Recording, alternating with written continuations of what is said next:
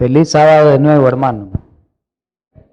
Vamos hoy a tema número 11 y con este tema finalizamos el seminario del santuario que lo tuvimos durante 11 hermosos temas, ¿verdad?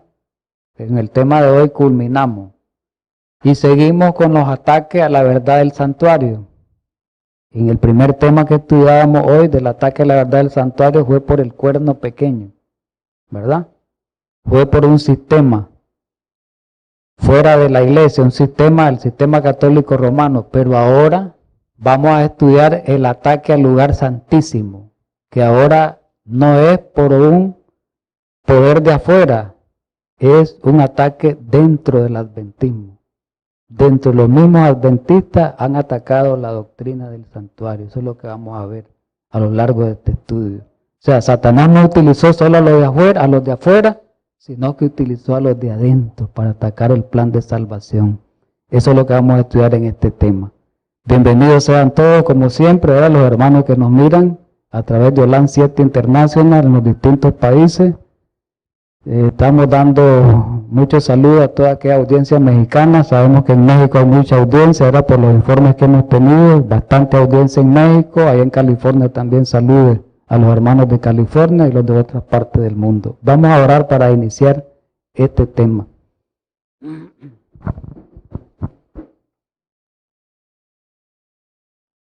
Eterno buen Dios y Padre Celestial, gracias una vez más porque nos da el privilegio de doblegar nuestras rodillas ante el trono de tu gracia, ante el único que se puede doblegar las rodillas ante Cristo Jesús, Señor. Permite que a esta hora que vamos a estudiar este tema de mucha trascendencia, de mucha importancia para nuestro proceso y desarrollo espiritual, tu Santo Espíritu nos dé esa sabiduría que tanto necesitamos. Permite que cada uno de nosotros podamos tener la digna reverencia y tener en mente que estamos en la casa de adoración, los que estamos aquí presentes. En Cristo Jesús. Amén. Bien, como decía al principio, ahora viene el ataque no desde afuera, ahora el ataque en la iglesia adventista se dio desde adentro y no fue por largo tiempo. Siempre el Satanás ha estado atacando y el ataque vino certero por medio de la doctrina del santuario. Dentro de los mismos adventistas han habido muchas personalidades, muchos grandes pastores a lo largo de la historia, grandes teólogos que han atacado esta doctrina del santuario, ¿verdad? Y vamos a desarrollar pues el tema con la ayuda del Señor.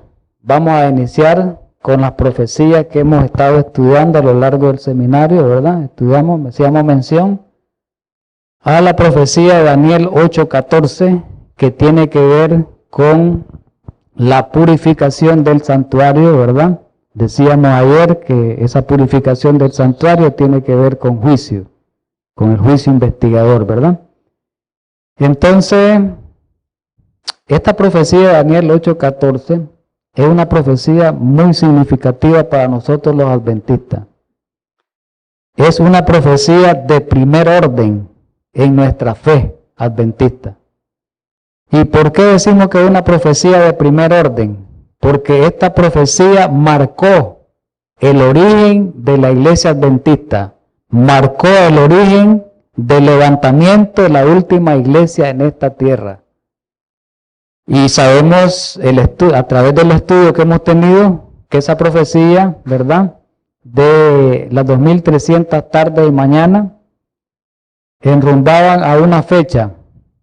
Y a esa fecha era hasta 1844, en el año 1844, cuando el santuario iba a ser purificado, cuando Cristo Jesús iba a comenzar la segunda parte de su ministerio, como es el ministerio en el lugar santísimo, que era un antitipo del día de la expiación registrado en Levítico 16, según los estudios anteriores. Entonces esta profecía es la que nos hace ser lo que somos, ¿verdad? El pueblo de Dios en el último tiempo, ¿verdad? Esta profecía nos hace ser lo que nosotros somos y nos marca el origen, nos define el origen de nosotros como iglesia, como pueblo que Dios levantó en esta tierra en este tiempo final. Bien, Conflicto de los Siglos, página 476, muy importante. El asunto del santuario, dice la profeta, fue la clave que aclaró el misterio del Chaco en 1844. Recordemos que Miller, ¿verdad? Guillermo Miller predicó esta profecía, pero sabemos que Miller, ¿verdad? En cuanto al error, ¿verdad? Dios permitió ese error, ¿verdad? En cuanto al cálculo. Entonces nosotros sabemos de que por ese Chaco que Dios permitió fue que Él reveló a partir de ahí muchas verdades a este pueblo, que fue la que aceptó esa verdad del santuario, ¿verdad? Recordemos que cuando se predicó por primera vez esta verdad, que fue por Miller, a través del mensaje del primer ángel de que Cristo ya venía a la tierra y utilizó esta profecía, creían Miller y los milleristas que la purificación del santuario era la segunda venida de Jesús. Pero sabemos que él se equivocó, tal vez dije yo anteriormente, en el cálculo no fue, corrijo, sino en el evento, ¿verdad? Corrijo de antemano si dije el cálculo, es en el evento. En realidad la purificación del santuario no describía la segunda venida de Jesús, sino una etapa, iba a comenzar una etapa de juicio allá en los cielos, es lo que significaba. Y a partir de ahí, a los que prevalecieron después del Chaco, los adventistas fueron dirigidos por la mano de Dios, ¿verdad? Y fueron dirigidos a través del conocimiento de muchas verdades, ¿verdad? Que giraban en torno a la verdad del santuario, lo hemos dicho anteriormente. Esto es importante, en una carta en el año 1906, ella dijo claramente que la correcta comprensión del ministerio del santuario celestial es el fundamento, lo que hemos venido diciendo, de nuestra fe.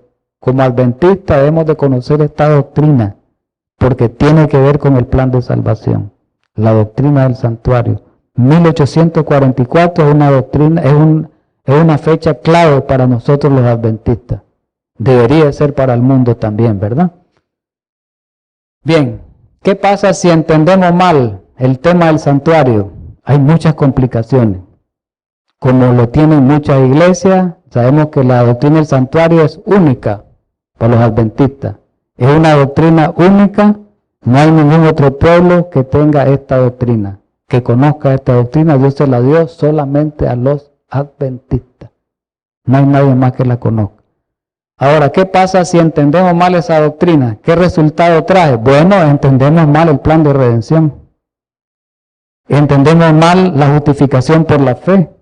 Entendemos mal el proceso de santificación. Entendemos mal la naturaleza de Cristo humana, ¿verdad? Entendemos mal la perfección del carácter. Entendemos mal muchas cosas. La expiación final, no la entendemos. Entonces, esta profecía, ¿verdad? Esta doctrina del santuario es la llave maestra que abre, y eso lo estudiamos la otra vez en el primer tema, la puerta y nos enfoca a todas las demás verdades del Evangelio. Decíamos la otra vez, en el primer estudio creo que tuvimos, que la doctrina del santuario es el centro en el cual giran todas las otras más doctrinas, ¿recuerdan? Ahí está el sábado, ahí está la ley de Dios, ahí está la justificación por la fe, ahí está el mensaje de la reforma pro salud, ahí está el mensaje de la inmortalidad del alma, ahí está el mensaje del juicio. Todas las doctrinas de salvación giran en torno a la doctrina del santuario. Por eso el diablo la ha atacado, ¿verdad? Y no se bastó con atacarla desde afuera, con atacarla en el cielo primero, después atacarla desde afuera de la iglesia verdadera y después, por último, atacarla dentro de la misma iglesia. Bien, Conflicto de los Siglos, página 542-543, en la edición del año 1888, porque recordemos que Conflicto de los Siglos tiene dos ediciones, la de 1911 es la última, pues esta es la edición primera. El pueblo de Dios debería comprender, oigamos bien, nosotros como pueblo de Dios, los que estamos aquí, los que nos están viendo, los que nos están escuchando por la radio internacional, el pueblo de Dios debería comprender claramente, dice, no es entenderlo así, a la ligera, claramente dice que el asunto del santuario y del juicio investigador que estudiábamos ayer. Pero entenderlo dice claramente. ¿Qué quiere decir entenderlo claramente? Tenemos que dominarlo profundamente en la teoría, hablemos de la teoría primero, pero también involucra la práctica, es decir, la evidencia, como decíamos anoche. Hoy nos tenemos que dar cuenta todos los que estamos en juicio, que cada palabra que nosotros hablemos está siendo anotada en el juicio, en los registros. Cada pensamiento que nosotros tengamos está siendo anotado en los libros, en el juicio hoy. Cada mala acción que hagamos está siendo anotada en el juicio de hoy. Entonces decíamos en la cita de ayer, que estudiamos el tema de ayer, el anterior, que donde estemos, lo que estemos haciendo, estemos trabajando, donde andemos, tenemos que tener en cuenta que estamos en el juicio. Eso decía la cita ayer en conflicto en una carta, ¿verdad? En una carta o un manuscrito que nosotros estudiábamos. Bien, todos los pastores nada más necesitan conocer la doctrina del santuario. No, dice todos, no los pastores nada más. Todos necesitan conocer por sí mismos el ministerio y la obra de su gran sumo sacerdote. Entonces, todo este seminario que hemos estudiado nos va a servir mucho para estudiar estas verdades, ¿verdad? Tenemos la base para seguir investigando cada uno, porque este tema es crucial. ¿Es de salvación o es de perdición? ¿Estamos de acuerdo? Crucial. Tiene que ver con nuestra salvación, porque ahí está revelado el plan de salvación. Estudiamos en el tema anterior, las tres fases del ministerio de Jesús están reveladas. La fase del sacrificio sustitutivo aquí en la tierra y la fase ministerial en el cielo, en el lugar santo y en el lugar santísimo. ¿Estamos de acuerdo? De otro modo, ¿qué es otro modo? Si no entendemos, no tratamos de entender la doctrina del santuario claramente, ¿qué dice? De otro modo, le será imposible, oiga bien, ejercitar la fe esencial en nuestro tiempo. Si no entendemos claramente la doctrina del santuario, vamos a tener problemas en nuestras creencias, en nuestra fe y en nuestro caminar espiritual. Qué serio que es esto, ¿verdad? Yo lo considero muy serio esto. No sé si todos lo consideran serio. Yo sí lo considero muy serio esto cuando leo esta cita. Las he leído muchas veces, muchos años, y las he predicado y las he dicho. Pero cada vez que la leo, miro más seriedad en esto. Miro más preocupación en esto. Porque tenemos que estar cada uno de nosotros, adventistas del séptimo día, preocupados por la salvación nuestra y la salvación de los hermanos que están en otras partes, en otros lugares, en otras iglesias. Muy preocupados. Dice, o desempeñar el puesto al que Dios le llama. Cada cual tiene, oiga bien, un alma que salvar o perder. Todos los que han recibido la luz sobre estos asuntos, ¿cuáles asuntos? Lo que hemos visto en el santuario, deben dar testimonio de las grandes verdades que Dios ha confiado. El santuario en el cielo, digamos bien, es el centro mismo de la obra de Cristo en favor de los hombres. Y aquí viene la clave. ¿A quiénes concierne esto? ¿A quiénes les importa esto? A toda alma, debería ser a toda alma que vive en la tierra. ¿Verdad que reviste seriedad esto? Esto le despierta a uno espiritualmente y también físicamente, para los que nos podemos quedar ahí un poquito adormecidos. Es un despertar. ¿Qué más dice la cita? Démosle gracias a Dios porque tenemos el don profético, el espíritu y profecía, que el diablo lo ha atacado duramente también. Que son dos doctrinas que el diablo las ha atacado duramente: el espíritu y profecía, el don profético y la doctrina del santuario. Duramente las ha atacado el diablo, porque sabe que esas son las armas con el cual él es vencido y destruido. Ahí están el plan de salvación de Dios y el don de profecía que Dios le dio para el último tiempo, en el cual se revelan los engaños de Satanás en este tiempo final. Satanás no quiere que esas doctrinas se estudien bien y se conozcan bien. Sigue leyendo la cita. Concierne a toda alma que vive en la tierra. ¿Qué nos revela el santuario? Nos revela el plan de la redención. Nos conduce hasta el fin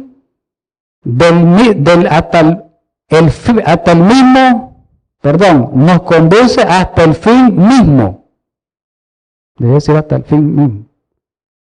Del tiempo y anuncia el triunfo final de la lucha entre la justicia y el pecado. Y esto que viene, que está en amarillo, es de todo es importante.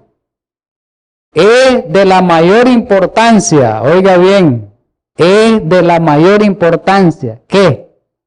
Que todos, no solo los pastores, no solo los que dan estudios bíblicos, los obreros, sino que todos investiguen a fondo estos asuntos y que estén siempre, ¿para qué? Presto o pronto, pues, debería decir pronto, a dar respuesta a todo aquel que les pidiere razón de la esperanza que hay en ellos. O sea, aprenderlo, vivirlo y enseñarlo. Enseñarlo, no solo para mí, enseñarlo. Porque el mundo está perdido, hermano. Hay que sacar de ahí a los hermanos que están en el mundo, a las personas que están en el mundo. En las otras iglesias los hermanos están en confusión, no conocen esto. Entonces hay que darles a conocer estas verdades y al mundo perdido también. Los diversos ataques que la creencia del santuario celestial ha recibido hasta hoy ya habían sido profetizados por Elena White mucho antes que estos se presentaran. Vamos a dar una cita donde ella habla que la doctrina del santuario iba a ser atacada. Vamos a verla. La primera está en la Review and Herald el 25 de mayo de 1905. En el futuro se levantará, esto se ha cumplido. Dentro de la misma iglesia está hablando la profeta. En el futuro se levantarán engaños de toda clase dentro de la iglesia, dice ella. No dice afuera, está hablando de la iglesia. Y queremos nosotros una base sólida para nuestros pies. Queremos pilares sólidos para la construcción. Ni una clavija ha de quitarse de lo que el Señor ha establecido. Y aquí viene la clave. El enemigo introducirá falsas teorías, tales como la doctrina de que no hay santuario. Dentro del pueblo adventista es esto. No hay santuario. Este es uno de los puntos acerca de los cuales habrá una desviación de fe. Y eso ha ocurrido. Vamos a verlo a lo largo del estudio. Eso ocurrió en la iglesia adventista. Hay muchos que han negado la doctrina del santuario y se han ido en masa, se han perdido siguiendo a los falsos pastores. Muchos. Ella lo profetizó. Otra cita. Cristo en el santuario, página 15, extraída de testimonios especiales. Serie B, ¿verdad? 716. Capítulo 7, la página 16. Elena White declaró que las ideas panteístas, vamos a estudiar eso también, tan ardientemente defendidas por algunos, expulsarían a Dios, invalidarían la verdad del santuario. También eso lo vamos a ver muy a fondo. En 1904, mire lo que vuelve a decir ella. Ellos, los hijos de Dios, no deben inducir a nadie a dudar acerca de la personalidad distintiva de Dios o en cuanto al santuario y sus servicios por medio de palabra o hecho. Otra cita, 1904. Todos necesitamos tener en mente el tema del santuario, lo que decíamos anteriormente, todos.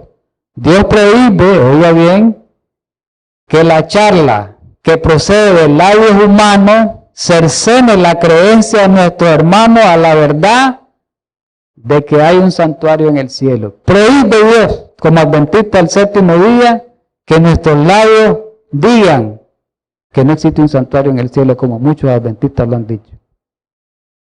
Dice que ese es un pecado. Es un pecado, porque Dios lo prohíbe, dice. Nosotros como adventistas no debemos de dudar de esa enseñanza del santuario, que es un hito fundamental, es un pilar de nuestra fe, es una columna que no puede ser destruida, ¿verdad? Que no puede ser tumbada. Pero la pregunta es, ¿de dónde vinieron esos falsos maestros? ¿Será que vinieron personas, teólogos de otras iglesias a meterse dentro del adventismo y a llevar esa doctrina de otro lado para adentro? No. Salieron de la misma iglesia. Leamos en Hechos 20, Pablo hablando de la apostasía que se avecinaba después de su tiempo. Después de su tiempo, dijo Pablo claramente, y esto se cumplió también en este tiempo final de esta última iglesia. Porque yo sé, dice Pablo, mire cómo lo dice claramente Pablo, yo sé que después de mi partida, después de que yo me vaya, o después de que yo muera, ¿eso es lo que quiere decir Pablo? Entrarán, dice, ¿qué iban a entrar? Dice, lobos rapaces en medio de ¿qué? De la iglesia. Y dice que esos lobos rapaces no iban a perdonar el rebaño. ¿Quiénes eran esos lobos rapaces? Los falsos maestros. Y dice Pablo, no han entrado porque yo estoy aquí. Pero cuando yo ya no deje de existir, van a entrar. Y así ocurrió, como Pablo lo dijo. Así ocurrió. Después de la muerte de Pablo al tiempo no vino la apostasía del catolicismo. Ocurrió. ¿Qué dice el verso 30? ¿Y de dónde iban a venir esos falsos lobos, esos falsos maestros? Ahí lo dice la palabra de Dios. ¿De dónde viene? Dice, de vosotros mismos. Se levantarán hombres que hablen cosas perversas para arrastrar tras sí a los discípulos. Y arrastraron en masa. ¿Qué profetizó el apóstol Pablo? Que los falsos maestros se levantarían dentro de la misma iglesia. Otro pasaje de Pedro que lo leímos en la lectura. Pedro también.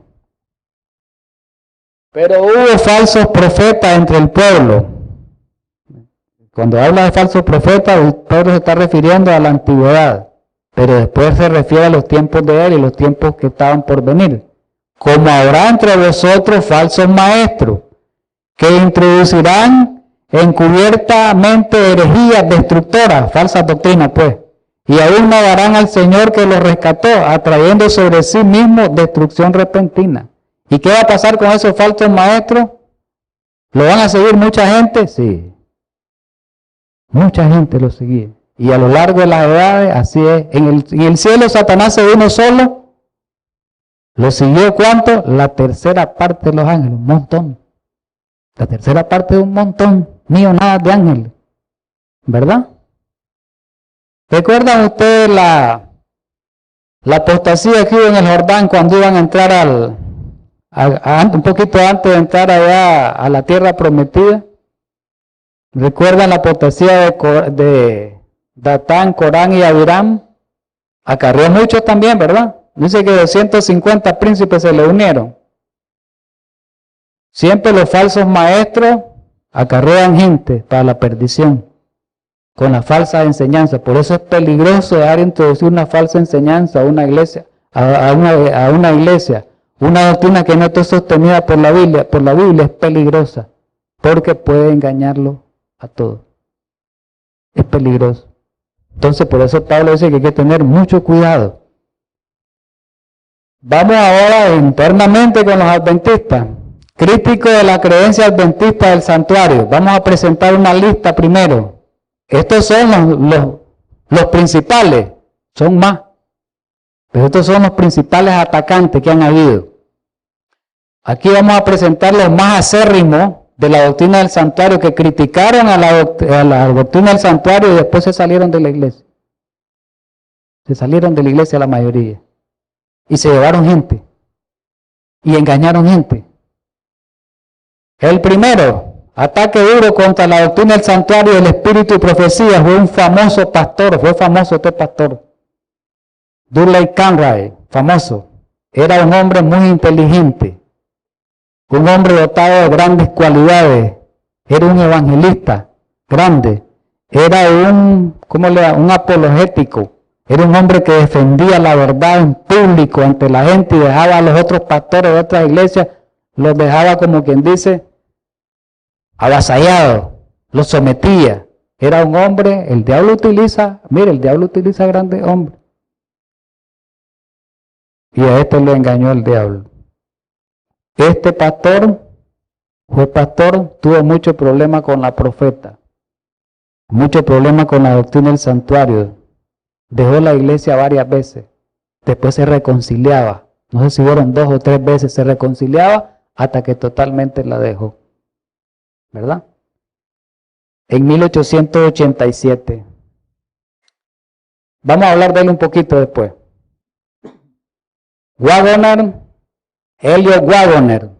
Este señor es conocido por el mensaje de la justificación por la fe que fue llevado a la iglesia adventista por estos 2 varones, Waggoner, Elliot Waggoner y A.T. Jones, ¿verdad? Los 2 fueron grandes hombres, pero que después el enemigo los agarró y atacaron la doctrina del santuario. Y más adelante vamos a ver que Waggoner se unió al doctor Kellogg a las teorías panteístas y espirituales de Kellogg. Y estos dejaron la iglesia, ¿verdad? Bien, vamos con otro nombre. John Harvey Kellogg, muy inteligentísimo. Eso vamos a estudiar hoy bastante, poco sobre él. Y ahí está la fecha en que él vivió. Y un libro famoso con el cual atacó la doctrina del santuario y atacó, además de la doctrina del santuario, atacó a la deidad, a la personalidad de Dios, donde él decía que Dios era una sustancia cualquiera. Dios era ese árbol, ahí está Dios, ese árbol es Dios. Esa almendra es Dios, ese mango es Dios. Llegó a creer tanto, un hombre tan inteligentísimo en las ciencias de la salud, ¿verdad? Todavía sus nombres en el campo de la ciencia médica, todavía su nombre resuena. Y en el campo de la nutrición, los cereales Kellogg son el origen. Vamos a hablar de los cereales Kellogg, ¿verdad? Él fue el origen de todo eso. Además de eso, Kellogg inventó, porque fue un gran cirujano, inventó muchos aparatos, ¿verdad? Para la fisioterapia, y hay mucho invento tuvo este señor, un hombre muy inteligente.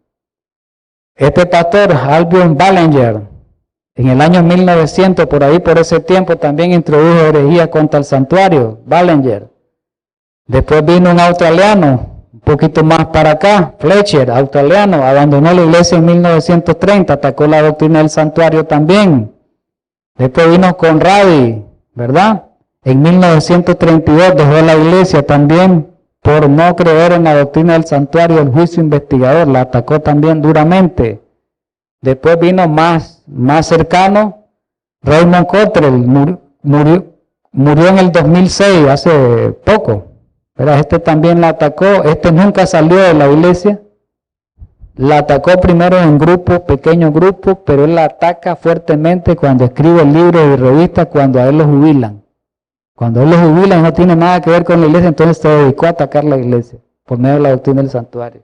Y el último, que posiblemente sea uno de los más, como se dice, de los más fuertes atacantes, de los más sólidos, que eso lo vamos a estudiar también con detalle, a Kellogg y a él, es el doctor Desmond Ford. Este pastor Desmond Ford era australiano, acaba de morir a los 90 años. Acaba de morir ahorita en marzo. Él dejó la iglesia, vamos a estudiar eso.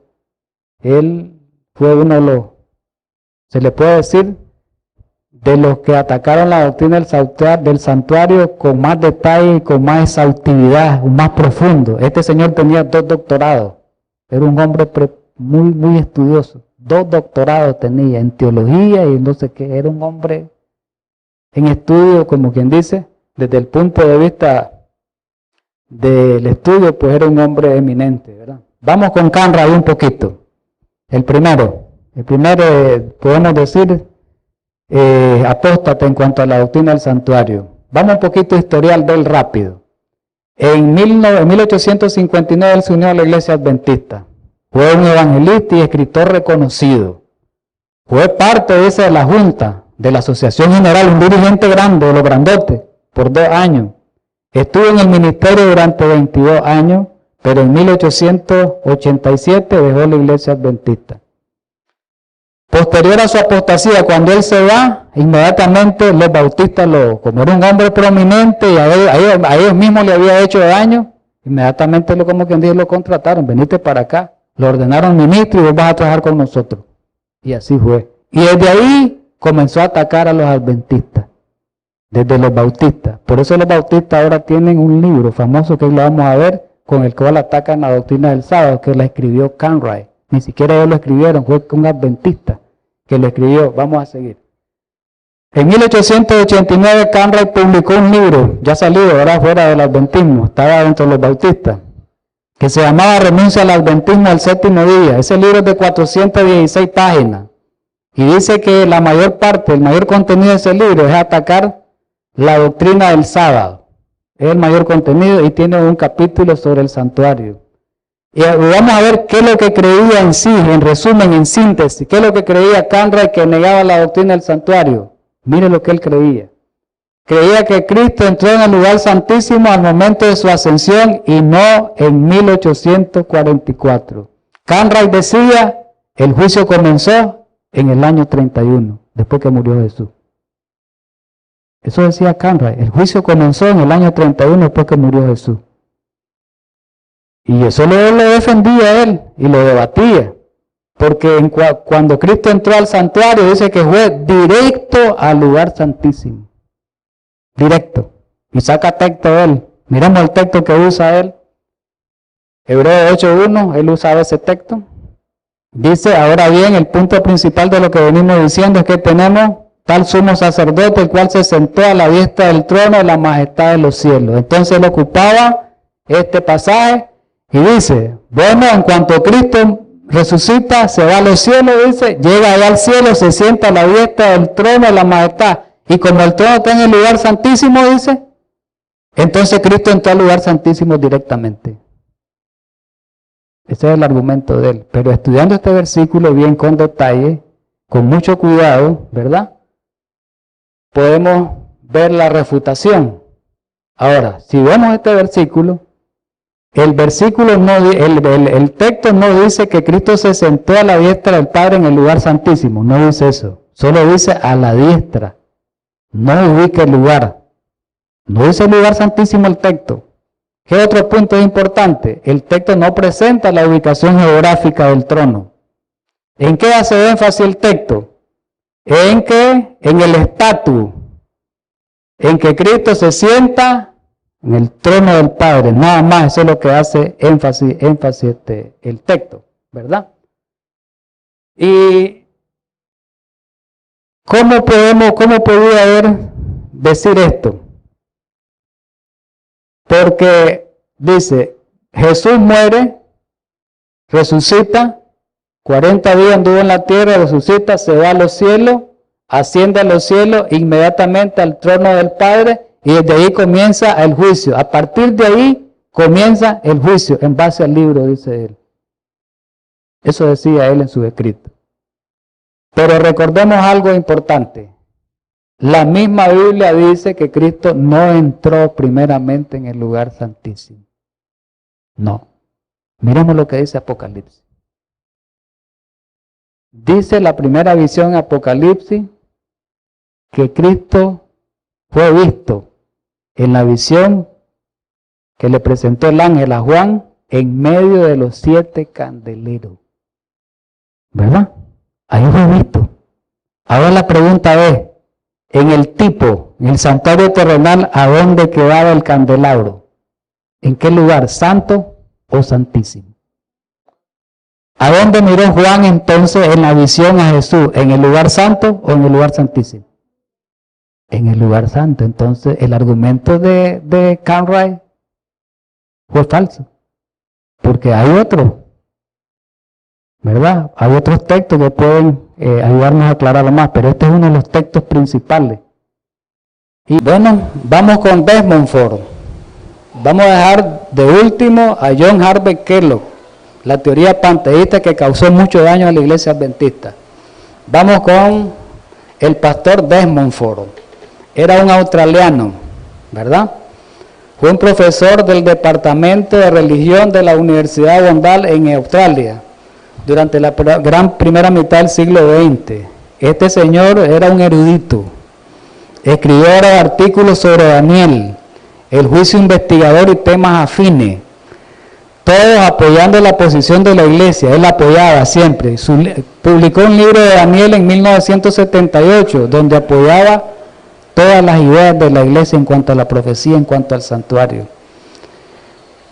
Él trabajó allá en Australia, pero después fue movido, ¿verdad?, a los Estados Unidos, fue enviado allá a California, ahí dio clase, y ahí fue donde ocurrió el problema de la apostasía de él. En 1979 ya él cambió de idea, y él lo dijo claramente, que ya no creía en la doctrina del santuario como creían los adventistas. Se los dijo a los dirigentes. ¿Y qué le dijeron los dirigentes? Dice que hizo una presentación al foro adventista, donde mostraba su desacuerdo con la profecía de las 2300 tardes y los temas afines como el juicio investigador. Entonces, ¿qué le dijeron los dirigentes de la iglesia adventista? Bueno, te damos 6 meses creo que le dieron, no sé si 6 o 8, 6 meses, para que preparé tu escrito para que lo expongas ante el pleno de todos los grandes teólogos y eruditos de la iglesia adventista. Y eso ocurrió, hermano. Esa es la famosa sesión, la famosa asamblea que fue en 1980 en la Glacier Butte, en Colorado, ¿verdad? En 1980. Y dice que él permaneció después de la Glacier Butte, dice, muchos años en Estados Unidos. Pero vamos a hablar un poquito, me voy a adelantar. Dice que el escrito que él hizo un escrito de 700 páginas y 300 páginas de apéndice. O sea, el libro que él hizo fue de 1000 páginas para atacar la doctrina del santuario adventista. Clase, capacidad y mente la de ese hombre para meter la herejía, ¿verdad? Casi 1000 páginas. En esos meses lo elaboró, ¿verdad? Y dice que lo presentó ante los grandes teólogos. Aquí creo que tengo un detalle, aquí está. Y ahí están los días, del 10 al 15 de agosto. Convocaron a 125 pastores y teólogos, los que más sabían, los eruditos, para enfrentarlo a él solo. Y administradores, dice, ahí en la Glacier Butte, Colorado, para examinar los argumentos del doctor Desmond Ford respecto al santuario y el rol profético de Elena White. ¿Y a qué llegaron al final? No le aceptaron su posición, le quitaron las credenciales y lo despidieron. Quedó viviendo en Estados Unidos un tiempo, quedó predicando el mensaje. Después los bautistas, como siempre los bautistas, lo tomaron porque agarró a los grandes hombres, como agarraron a Canra y a otros, lo tomaron, venir a predicar aquí donde nosotros. Él acaba de morir hace poco. Pero miren qué clase de teólogo fue este. Tenía 2 doctorados. Un hombre muy prominente. Por eso le digo que el diablo usa a esa gente astuta. A esos son los que usa el diablo. Porque sabe que esa persona puede atraer grandes masas y puede hacer perder a las grandes masas. Miremos un poquito de lo del libro de él y después vamos a ver las posiciones de él y cómo contradecirlas. ¿Qué es lo que decía Ford? Ford se oponía principalmente, dice, a Daniel 8:14. El santuario en hebreo. Y se oponía a la regla día por año. Decía él, eso no es bíblica. Y daba sus demostraciones que los vamos a ver. Dice que en el capítulo 2 de su manuscrito, solo el capítulo 2 tenía 120 páginas. ¿Se imagina un capítulo de 120 páginas? Clase escrito ese. ¿Y qué decía ahí en ese segundo capítulo? Dice Ford, comenta sobre el santuario en hebreo. Y Ford entiende, decía, que el día de la expiación antitípico es el tema base del libro de Hebreo. Y él considera que comenzó igual que cambia en el año 31 y no en 1844. Vuelve con las mismas ideas antiguas, nada más que este es más desarrollada. Este lo desarrolló más. Un crítico fue, se puede considerar que este es el crítico más fuerte de la doctrina del santuario contra los adventistas, el más fuerte. Él. El capítulo 3 de ese libro, de ese escrito que él hizo, él presenta que los adventistas tienen problemas, dice, con Daniel, en cuanto a las interpretaciones del cuerno pequeño de Daniel 7 y Daniel 8. Él decía que el cuerno pequeño era Antíoco Epifane, era un rey de los seleucidas, ¿verdad? Que eran descendientes, ya sabemos, de los cuernos, de los 4 cuernos, los 4 divisiones que se dividió el imperio griego, según la profecía que hemos estudiado ahora en Daniel 8. Y decía él que ese cuerno pequeño primeramente apuntaba, como la mayoría de la gente cree eso, en otras iglesias no creen que el papá es el cuerno pequeño, muchos, sino que creen que fue Antíoco Epifane y eso fue en el pasado. Él creía eso. ¿Ve? Él creía eso. Y dice que se oponía tenazmente, dice, al principio día por año. Y dice que él utilizaba un principio que se llamaba el principio para la profecía apotelesmático. ¿En qué consistía ese principio apotelesmático? Que la profecía tiene varios cumplimientos. Se cumplió aquí, se cumplió en este año, se cumplió en este año. O sea que una profecía del cuerno pequeño se puede aplicar 5, 7, hasta 8 veces. Eso es lo que decía él. No exactamente una sola vez, un solo cumplimiento, decía él. Bueno, ahora vamos a ver algunos de los argumentos de Ford, los más principales. Decía Ford que la que atacó duramente fue la regla día por año. Decía Ford que es absolutamente imposible probar que el principio de día por año es bíblico. No hay base bíblica, dice, para que me prueben ustedes que el principio de día por año es bíblico. Y se lo probaban con Ezequiel 4:6 y con Números 14, 34 se lo probaban y no podían, digamos, él no los aceptaba. Pero miremos algo importante de esto. Vamos a contradecir, ¿verdad?, ese argumento de Ford desde este punto de vista. Si el principio de día por año, mirémoslo bien, no tiene fundamento bíblico, ¿cómo se puede explicar el periodo de hegemonía del papado, el cual duró exactamente 1260 años? O sea, en otras palabras, si esa regla día por año no tiene base bíblica, ¿por qué se cumplió históricamente y literalmente y exactamente la profecía del cuerno pequeño a los 1260 años? Exactamente. Quiere decir que ese cumplimiento histórico le da validez. Pongamos atención, hermano, esto es importante. Ese cumplimiento histórico le da mucha validez a la profecía día por año, porque se cumplió exactamente del año 538 hasta 1798, exacto, desde el establecimiento del papado hasta que le aceptan la herida al papado. Entonces, no hubo un año más ni un año menos. Entonces, el cumplimiento de esa profecía nos hace ver de que la regla día por año tiene base bíblica. Ese es un dato. Vamos con otro. Es válido aplicar 8:14, dice, al principio de día por año, porque el periodo de tiempo dado en la visión es para el tiempo del fin. Vamos a ver lo que él decía, lo contrario. Miremos algo. Él decía que Daniel 8:14 no se puede aplicar la regla día por año. No, dice. Pero sí se puede aplicar. Recordemos lo que le dijo el ángel a Daniel. La profecía de las 2300 tardes para el tiempo del fin. ¿O no le dijo eso? ¿Verdad que eso lo dijo? Ahí están los pasajes. Aquí están los pasajes. Es para el tiempo del fin. Ahora, ¿cuándo comenzó el tiempo del fin? Ya lo hemos estudiado. En 1798. Quiere decir que esa profecía se iba a cumplir después de 1798. Entonces se le bota el argumento a Ford, porque Ford dice que la profecía de las 2300 tardes no se debe aplicar así, sino a una aplicación literal.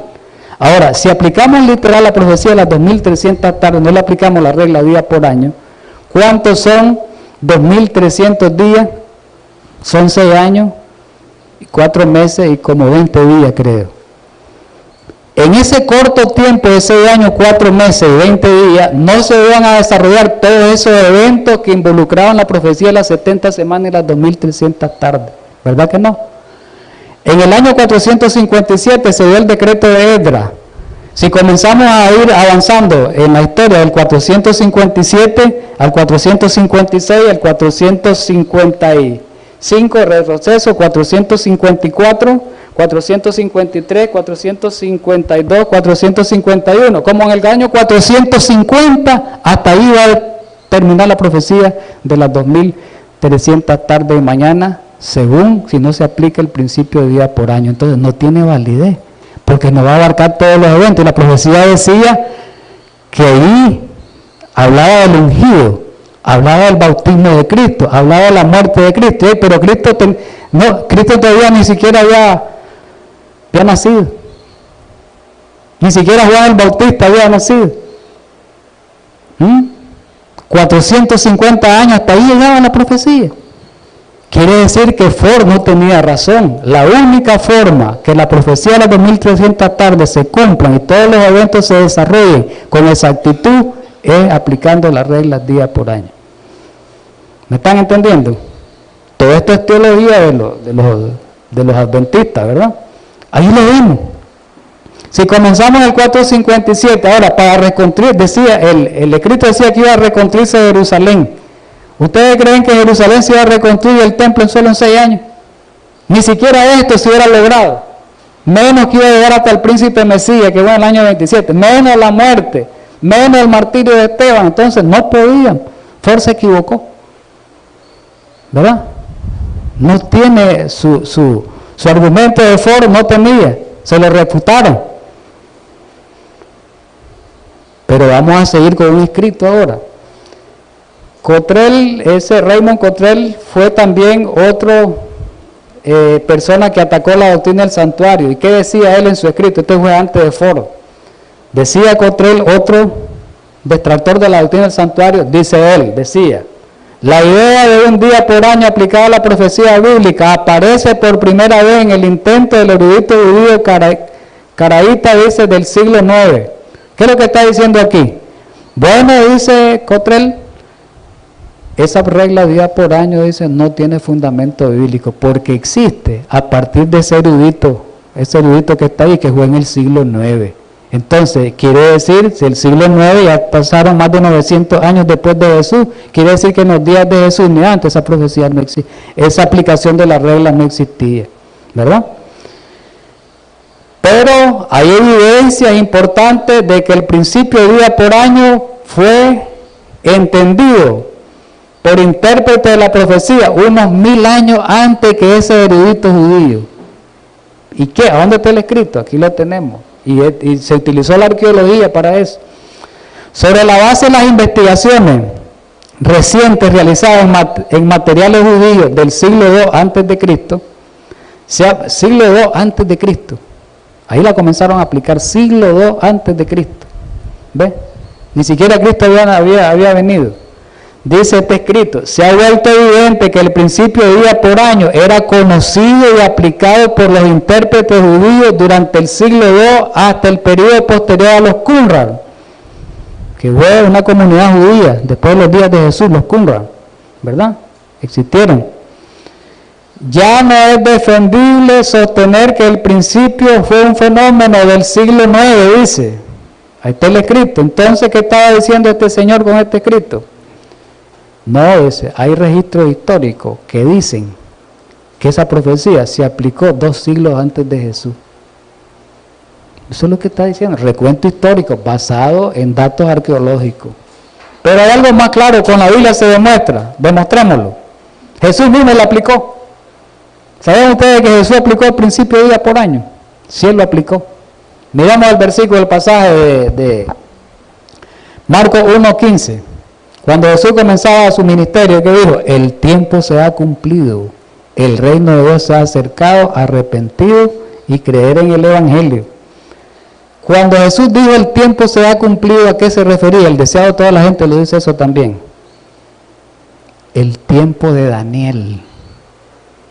El tiempo que Daniel profetizó en la profecía de las 70 semanas. principalmente la 69 de la venida del Mesías, hoy se está cumpliendo porque hoy yo estoy aquí. Dice. El mismo Jesús aplicó el principio día por año con ese pasaje. ¿Por qué? Porque si no hubiera sido día por año, la profecía no llegaba hasta Jesús. Jesús ni siquiera lo hubiera mencionado. Si lo aplicamos la profecía literalmente, llegaba siempre hasta el imperio persa, ni siquiera abarcaba el imperio griego, ni siquiera llegaba a los romanos, menos a los días de Jesús. Pero Jesús está hablando del cumplimiento. Quiere decir que Jesús, que le da validez a la profecía de las 70 semanas a Jesús. Entonces, si llegó hasta su tiempo, es porque se aplicó la regla día por año. Muy lindo argumento este. ¿Qué más dice? Decía Ford, otro argumento de Ford. Bueno, dice, en el original de la Biblia, en hebreo y en arameo, en hebreo principalmente, no existe, dice, una evidencia lingüística para relacionar Daniel 8:14 con Levítico 16, decía Ford en su documento en la página 98. Pero sí existe, ya lo estudiamos aquí. Daniel usó la palabra kuos, traducida santuario, en el original hebreo. Pero también Moisés usó la misma palabra para referirse al santuario. Entonces, Daniel y Moisés en distintas épocas usaron la misma palabra para referirse al santuario. Entonces, hay evidencia lingüística de que, relacionando Daniel 8:14 con Levítico 16, o sea, relacionando los dos días de la expiación, el día de la expiación típico o tipo y el día de la expiación antitípico que lo estudiábamos anteriormente. Sin embargo, aún más importante que esta relación lingüística, que ya lo estudiamos nosotros, entre los dos capítulos, ¿verdad? Hemos visto que hay un paralelismo, hasta presentamos cuadros, hay un paralelismo entre Levítico 16 y Daniel 8:14, eso lo estudiábamos nosotros la otra vez, en uno de los temas. El argumento, la profecía de él, otro argumento de Foro, en contra de la doctrina del santuario, decía él, 2300 días, decía él, no son en realidad días, decía Foro, son 2300 sacrificios que se dividían en dos partes, como era el matutino, la mitad en la mañana y la mitad en la tarde, por lo tanto cada sacrificio son 1150 días. Dice Ford que nada tenía que ver con tiempo los 2300 días, pero sí la Biblia dice que sí. Desde el Génesis, ¿qué significa una tarde y una mañana? Un día. Entonces, si la profecía de Daniel dice 2300 tardes y mañana, ¿qué está diciendo? 2300 días. Está marcando una profecía de tiempo. Ahí está el versículo, porque el versículo pregunta, dice Ford, nada tiene que ver con tiempo las 2300 tardes, eran sacrificios, nada tiene que ver. Pero la Biblia sí contesta, porque cuando se le hace la pregunta, ¿hasta cuándo durará la visión del continuo y la prevaricación del santuario? Entonces le responde, hasta 2300 tardes de mañana. Quiere decir que le da una profecía de tiempo. Entonces, las 2300 tardes de mañana tienen que ver con tiempo, no con sacrificio, como decía Ford. Entonces, los argumentos de Ford quedaron relagados, ¿verdad? Porque ahí se está preguntando hasta cuánto. Tiene que ver con tiempo, dice, no con sacrificio, ¿verdad? Exactamente. Bueno, vamos a la última. La dejamos de último. Este ataque al santuario fue el ataque más destructor que estuvo dentro de la iglesia adventista. Y fue la que separó a muchos miembros y pastores de la iglesia adventista. Prácticamente esta herejía de Kellogg dividió la iglesia. La dividió. Y muchos pastores se fueron del lado del grande hombre, del lado de esta doctrina de Kellogg. Vamos a ver un poquito de la crisis panteísta que ocurrió dentro del adventismo y que Elena White le llamó la apostasía alfa, la primera apostasía. Y ella predijo que iba a haber una apostasía en el tiempo final, que iba a ser más destructora que esa primera, que en este tiempo. Ella lo dijo. Bien, datos históricos. El doctor Kellogg, ¿quién fue? Un inventor brillante y médico nutricionista, fue uno de los más famosos hombres en la historia de la iglesia adventista del séptimo día. ¿Cómo lo recuerda el mundo? Como el director del famoso sanatorio de Bat Creek, ese sanatorio fue mundial, tuvo una fama mundial. Dice que el mismo Kellogg Operó cirujano a varios presidentes. Y presidente de los Estados Unidos y presidente de otras nacionalidades. Y a grandes millonarios como los Rockefeller y a varios de esos llegaron ahí, grandes científicos, llegaron donde Kellogg a hospedarse y a tratarse allí en el sanatorio. Pero dice, la gente lo recuerda como eso, la gente del mundo, como el gran hombre de la salud, el gran hombre del sanatorio de Bat Creek, pero los iglesias adventistas lo recuerdan negativamente. ¿Cómo lo recuerdan los adventistas? Lo recuerda por su enseñanza panteísta, espiritista. Eran espiritistas esas enseñanzas de Kellogg. En su famoso libro, El Templo Viviente, famosísimo. Y la historia dice, de ahí está registrada, que en el año 1902 se quemó ese sanatorio, porque no era el plan, Dios no quería un sanatorio como ese así. Entonces Dios, dice que descendió fuego del cielo literalmente, ¿no? Dios lo quemó. Dice que nadie pudo detener el fuego, ni el del sanatorio, ni el de la imprenta. Dice que ni los bomberos, cada vez que le echaban agua, dice que se volvía como una gasolina, dice la historia. Y eso se quemó hasta su cimiento. No quedaron escombros de su cimiento, dice. Fue fuego porque Dios no aprobaba la obra de Kellogg. Y gracias a Dios que no mató a nadie, pues. Fue en el tiempo que no había gente. Dice, el 18 de febrero de 1902 se quemó. Cuando se quema el sanatorio, ¿qué es lo que hace Kellogg? Y había problema entre Kellogg con la iglesia en ese tiempo antes. Había un disgusto. Porque Kellogg estaba controlando el sanatorio y quería hacer lo que él decía y se oponía a lo que decía la profeta. Había un pleito grande. Cuando ocurrió esto, un pleito grande había. Divisiones había. Pero la división se hizo más pronunciada. Dice la historia. Entonces el pastor Daniel, a pesar del problema que había, pues había comunicación, y el pastor Daniel, que era el presidente de la Asociación General, Kellogg le dice, bueno, queremos reconstruir el santuario, el sanatorio. Bueno, le dice el otro, lo vamos a reconstruir como nosotros decimos, pues. Pero lo que vas a hacer vos, lo que va a hacer usted, le dice, es, quería que le diera reales a la iglesia, y la iglesia no le dio reales. Bueno, recaudar fondos, pues. Escribiste un libro, un manual sobre, como vos sabés mucho en esa área, sobre fisiología, dice, hay que vendérselo a los hermanos y la gente le va a gustar eso porque él era reconocido. Vendamos un $500,000 ahí, saquemos dinero y reconstruyamos. Y le dice, escribiste ese manual, escribiste ese escrito. Y él escribió un escrito, pero ese escrito que escribió él no era un manual de fisiología. Más bien escribió ideas espiritualistas acerca de la personalidad de Dios, acerca de su santuario. Eso fue lo que escribió. Cuando los pastores se dan cuenta de lo que está escribiendo él, y Elena White también lo advierte, como él estaba en disputa, iba en la imprenta, ya lo tenía, en la Rivian Herald, ya lo tenía, que lo iban a editar ese libro, ya lo tenían. La quema del sanatorio fue en febrero de 1902, y 10 meses después, en diciembre de 1902, cuando ya tenían listo en la imprenta, porque él no le hizo caso, lo voy a imprimir, dice. Iba a imprimir, ya tenía listo el libro, se quemó la imprenta, dice que Dios la quemó. Se quemó todo, las planchas donde ya tenían listo ya para hacer, porque ese libro Dios no quería que se fuera sacado. Pero aún así, él después lo sacó en otra imprenta, lo sacó y lo publicó en contra de la iglesia y lo vendió. Y eso acarreó mucha confusión, y muchos pastores, muchos hombres grandes tomaron esas ideas espiritualistas de Kellogg, misticistas. Y Elena White le advirtió, aquí lo vemos en una de las cartas que le envía a la profeta, le dice, usted no está claro, esa es la personalidad de Dios, porque ¿saben qué es lo que decía ahí en ese manuscrito? Vamos a ver más adelante algo. Decía en ese libro que Dios es la naturaleza, Dios es el universo,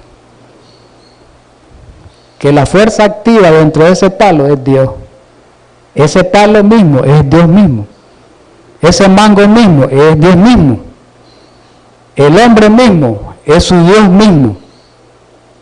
Consideraba a Dios como una esencia, así la consideró.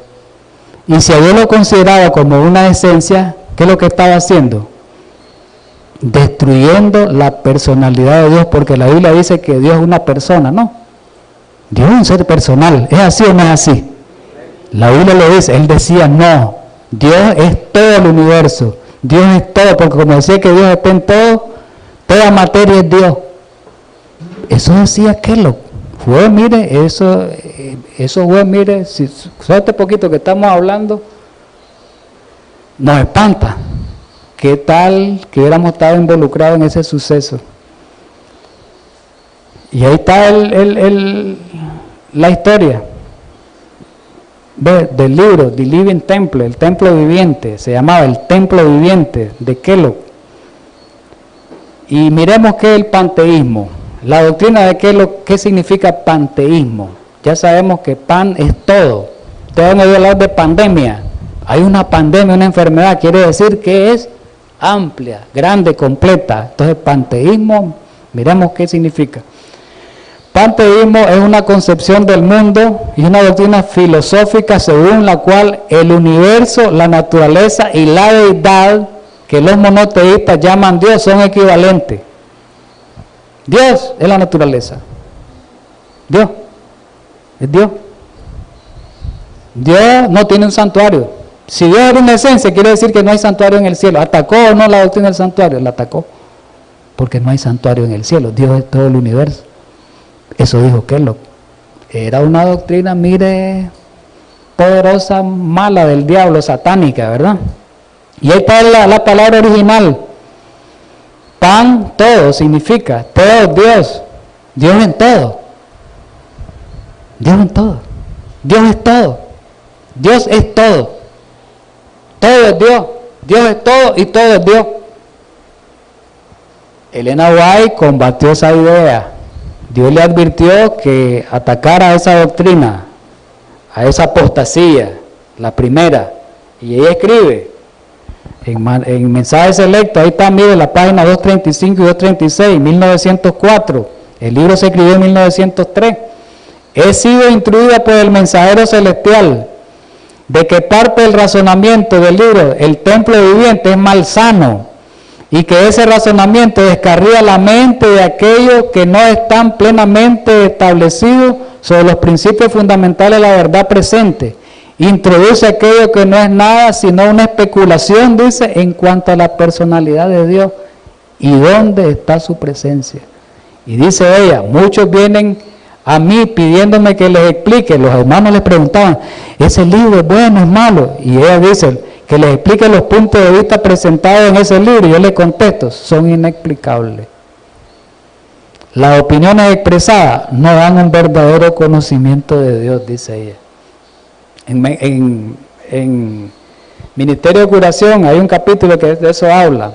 Hoy, en 1905. Hoy en día, dice, en ese tiempo, en el tiempo de Kellogg, se están introduciendo en los establecimientos de educación y en la iglesia, en los colegios metió esa doctrina Kellogg también.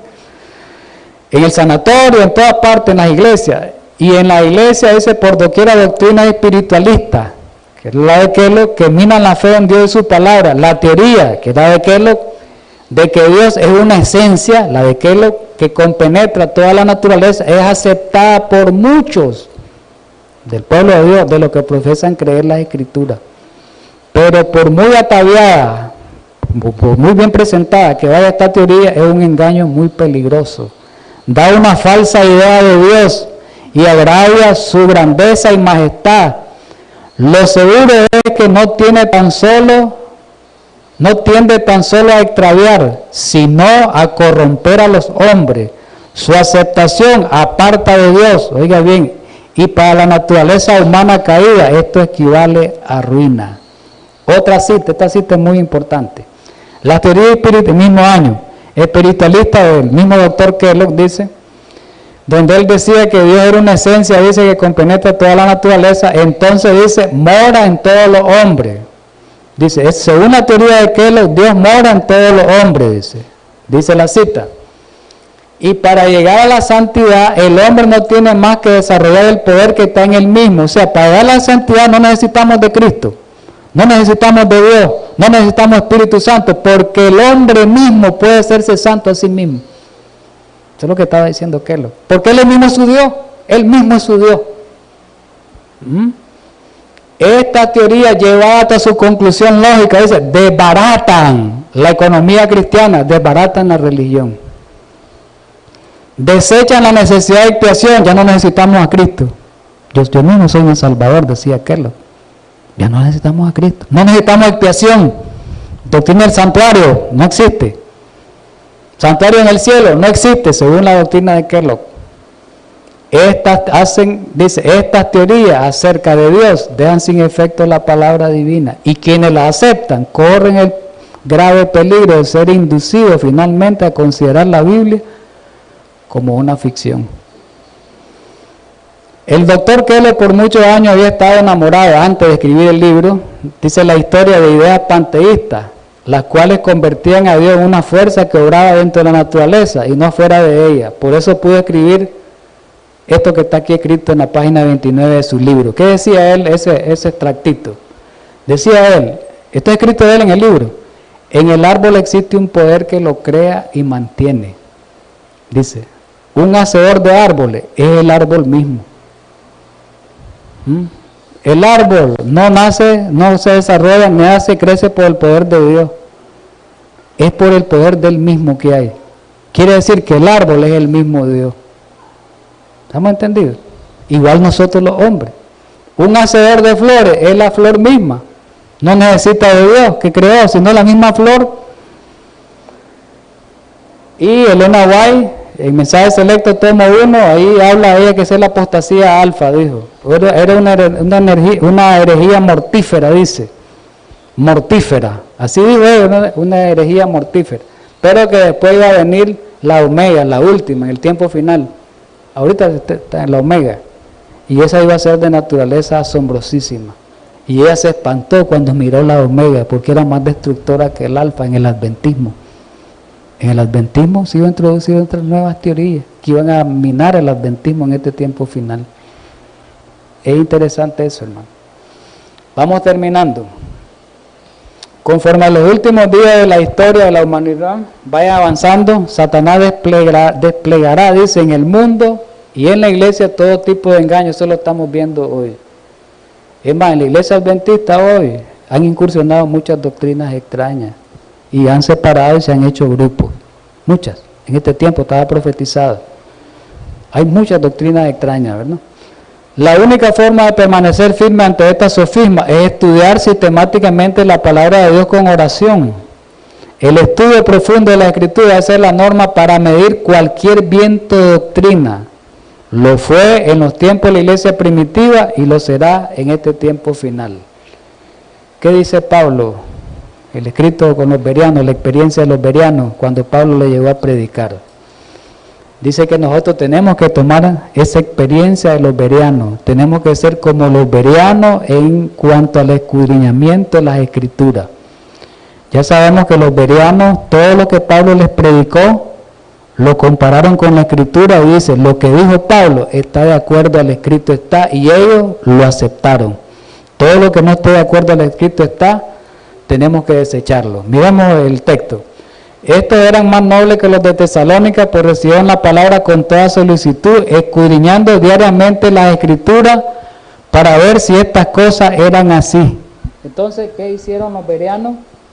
Escudriñaron las Escrituras, dice, pero dice que con una inteligencia, dice el comentario bíblico, santificada. Ahí donde está el problema, no con prejuicio, ni con duda, porque si estudiamos la palabra de Dios con duda y prejuicio, no la vamos a entender. Tenemos que hacerlo con una mente santificada, porque la palabra de Dios dice, santifícanos en tu verdad, tu palabra es verdad, ¿verdad? Es importante ese consejo.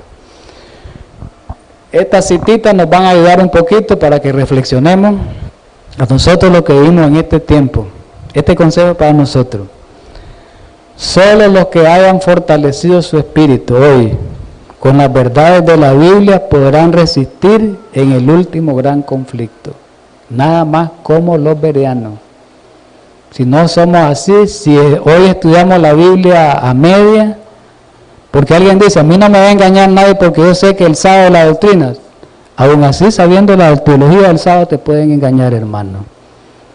Hay alguien que dice, yo lo sé por creencia, pero te pueden engañar. Satanás es muy astuto, muy sutil, que te puede engañar a pesar de que creamos en una doctrina. Nos puede engañar. Si no estamos estudiando la Biblia como debe ser, es seguro, porque dice que en el tiempo final el zarandeo va a venir. ¿Por qué dice? Por la introducción de falsas doctrinas. Ese es el zarandeo. Y dice que solo los que han estudiado diligentemente las Escrituras y hayan recibido el amor de la verdad en sus corazones, solamente, ¿qué es estudio diligente? ¿Qué entendemos por estudio diligente? Un estudio sistemático, fervoroso, con preocupación, un estudio con determinación, con profundidad. Así que vamos a ser protegidos de los engaños satánicos en los últimos días. Terminando con esta cita, para que reflexionemos.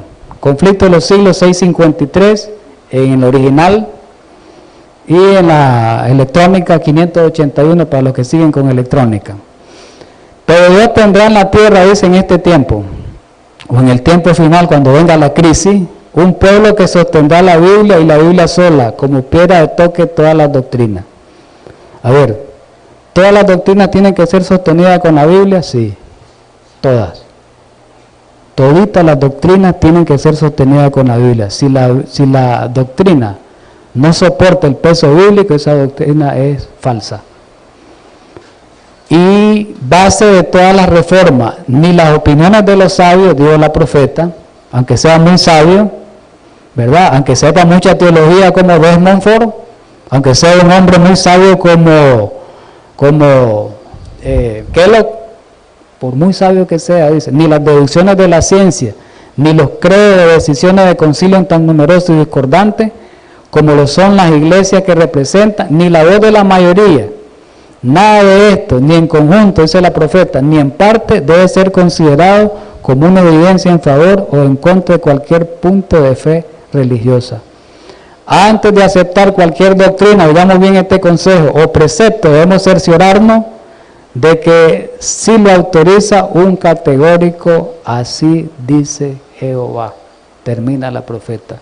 Así que mis hermanos, en esta mañana tengamos un feliz sábado y ojalá que esa última cita que hemos estudiado para reflexión nos ayuden para que nosotros estemos siempre prestos a seguir estudiando la sagrada palabra de Dios, que la estudiemos diligentemente para que en el tiempo final, en este tiempo, no seamos engañados por los artificios engañosos y sutiles que Satanás tiene para este tiempo. Cada día Satanás, su poder se hace más grande y ahora las amenazas de Satanás, las tentaciones de Satanás son más sutiles y más poderosas que en los tiempos anteriores. Así que tengamos un feliz sábado y que Dios nos ayude, pues, para que nosotros no caigamos, no seamos enredados, ¿verdad? No caigamos, de que el diablo no nos enrede, no caigamos en una herejía, en una falsa doctrina. Vamos a terminar orando, pues.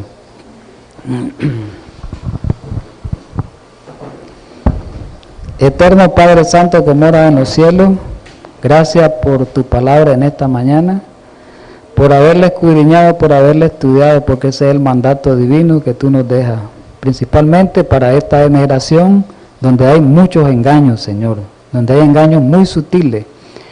Y Cristo Jesús, tu Hijo amado, dijo en el último sermón que iban a aparecerse falsos profetas, falsos apóstoles, falsos maestros que iban a tratar de engañar, si fuera posible, aún a los escogidos.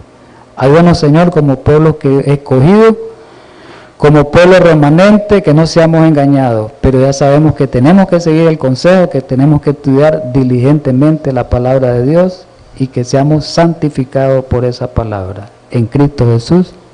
Amén.